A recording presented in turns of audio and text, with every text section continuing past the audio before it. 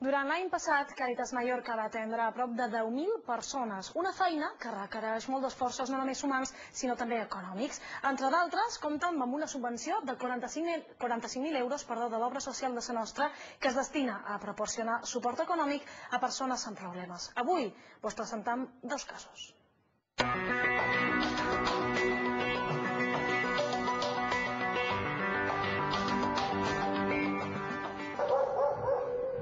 He venido porque estoy separada por violencia de género, tengo 3 niños y hace poquito me ha salido la sentencia, tengo la custodia, pero la patria potestad compartida.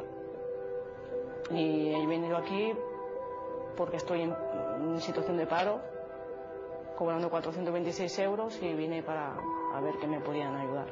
Y me ayudan con unos cheques para ir a comprar. También me han ayudado Càritas a conceder la beca para la guardería.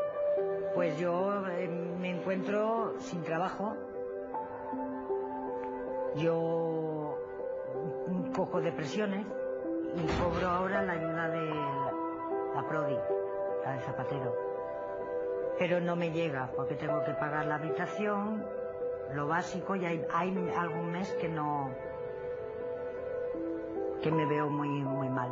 Càritas me ayudan en comida, son ayudas puntuales, pero cuando uno ven que el caso lo estudian y ven que es de verdad, pues sí, te abren las puertas. La mayoría de los usuarios, yo diría que un 95%, problemática de empleo, o sea, acuden sin trabajo. Nos encontramos que vienen muchas familias que viven en una habitación, 3 o 4 miembros, y les cuesta incluso pagar esta habitación.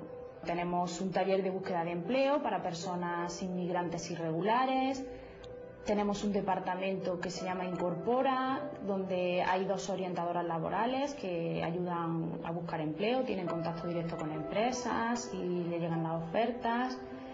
Bueno, también tramitamos rentas mínimas para personas que no tienen nada, becas de guardería, becas de comedor, escolar. También hay ocasiones en las que las ayudas no son materiales, pero sí que trabajamos mucho el tema de contención.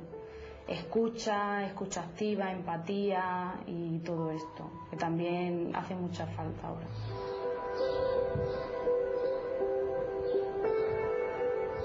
I ara arriba el torn de conèixer els actes culturals de la nostra agenda. Aquests són els actes de la nostra agenda cultural. Felanitx està de festa i per